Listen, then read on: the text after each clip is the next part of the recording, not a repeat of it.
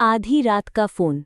परेश देर रात ऑफिस से घर लौट रहा था। सड़क सुनसान थी और ठंडी हवा चल रही थी। वो जैसे ही अपने घर पहुंचा, मोबाइल की घंटी बजी। स्क्रीन पर माँ का नाम चमक रहा था। परेश ने कॉल उठाई। हाँ माँ, मैं अभी आया हूँ।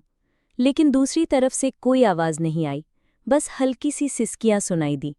माँ, बोलो ना, क्या हुआ? सिसकियों के बीच एक धीमी आवाज़ आई, पीछे मत देख। परेश का दिल जोर से धड़कने लगा। उसने तुरंत फोन काट दिया और डरते डरते मुड़कर देखा।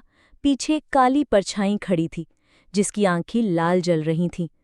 अगली सुबह पड़ोसी ने बताया, परेश की माँ का तो 2 साल पहले ही देहांत हो चुका था। रात का सफ़र। परेश एक सॉफ्टवेयर कंपनी में काम करता था। उस दिन प्रोजेक्ट की डेडलाइन के कारण उसे ऑफिस से बहुत देर से निकलना पड़ा। घड़ी में रात के 1:45 बज रहे थे। ठंडी हवा और सुनसान सड़क ने माहौल और अजीब बना दिया था। घर पहुंचते ही उसके मोबाइल की घंटी बजी। स्क्रीन पर माँ का नाम चमक रहा था। परेश ने मुस्कुराते हुए कॉल उठाया। हाँ माँ, मैं घर आ गया हूँ। दूसरी तरफ से कोई जवाब नहीं, बस हल्की सी सिसकियों की आवाज़। माँ, क्या हुआ? तभी एक बेहद धीमी और ठंडी आवाज़ आई, पीछे मत देख। परेश का दिल तेजी से धड़कने लगा। उसने धीरे धीरे मुड़कर देखा। पीछे एक लंबी काली परछाई खड़ी थी, जिसकी आंखें लाल जल रही थीं। वो चीखने ही वाला था कि फोन कट गया और परछाई हवा में घुल गई। अगली सुबह पड़ोसी ने हैरानी से कहा, अरे, तेरी माँ का तो 2 साल पहले ही देहांत हो गया था। परेश का दिमाग सुन्न हो गया। डर से मन बहलाने के लिए परेश ने अपने पुराने दोस्त बकुल से मिलने का सोचा। बकुल ने उसे गांव आने का निमंत्रण दिया, पर शर्त रखी कि वो हवेली भी देखने चलेगा। गांव में वो हवेली वर्षों से वीरान थी। लोग कहते थे कि वहां कोई लौटकर नहीं आता। हवेली के अंदर धूल और जाले थे, लेकिन सबसे डरावनी चीज थी एक बड़ा टूटा हुआ दर्पण। बकुल ने उसमें झांका और अचानक उसकी आंखें फैल गई। उसने कहा, परेश, इसमें मैं नहीं, एक औरत दिख रही है। परेश ने भी देखा, बाल बिखरे, मुंह से खून टपकता चेहरा और काली आंखें। बकुल जैसे सम्मोहन में था। बोला, मैं तो यही हूं, तुम लोग कौन हो? अगले ही पल परेश ने देखा कि दर्पण में बकुल खून से लथपथ पड़ा है और बाहर उनके सामने वही औरत खड़ी है। वो भागते भागते बाहर निकला, लेकिन बकुल पीछे ही रह गया। तब से परेश और बकुल का कोई अता पता नहीं चला। हमारी ऐसी कहानी देखने के लिए धारा टून्स यूट्यूब चैनल सब्सक्राइब और लाइक्स करें। धन्यवाद। काले कुएं का रहस्य। गांव के बीचों बीच एक पुराना काई से ढका कुआं था। दीवारों की ईंटें जगह जगह से टूटी हुई, लोहे की जंग लगी बाल्टी वर्षों से किनारे पर पड़ी थी। उस कुएं का पानी कब सूखा, इसका सही सही अंदाजा किसी को नहीं था, लेकिन लोग उसे काला कुआं कहकर पुकारते थे। कहते हैं बहुत साल पहले गांव में रेशमा नाम की एक लड़की की शादी हुई थी। रेशमा बेहद खूबसूरत थी। गोरा चेहरा, बड़ी बड़ी आंखें, माथे पर बड़ी सी लाल बिंदी और पाँव में चांदी की पायल।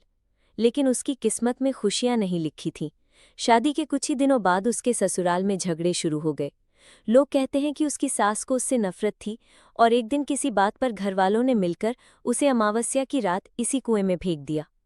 उस दिन से लेकर आज तक गांव वालों का मानना था कि रेशमा की आत्मा वहीं कैद है।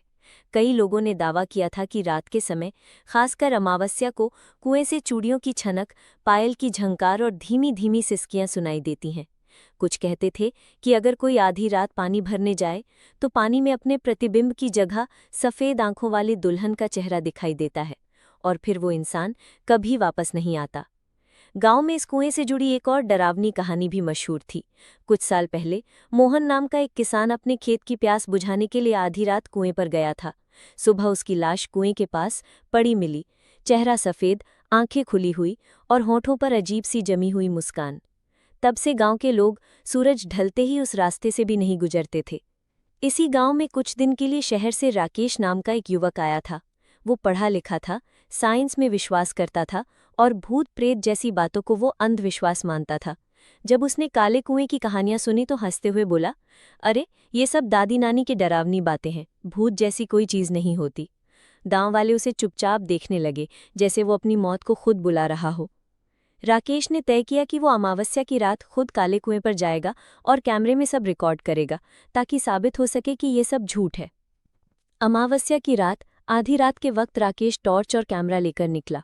चारों ओर गहरी खामोशी थी, दूर कहीं उल्लू की आवाज और कभी-कभी हवा में सरसराते पेड़। वो जब काले कुएं के पास पहुंचा तो अंधेरा इतना गाढ़ा था कि टॉर्च की रोशनी भी उसमें धंस जाती थी। उसने कैमरा ऑन किया और रिकॉर्डिंग शुरू की। दोस्तों, ये है गांव का मशहूर काला कुआं। देखिए, बस टूटी दीवारें और अंधेरा, न कोई भूत, न कोई डर।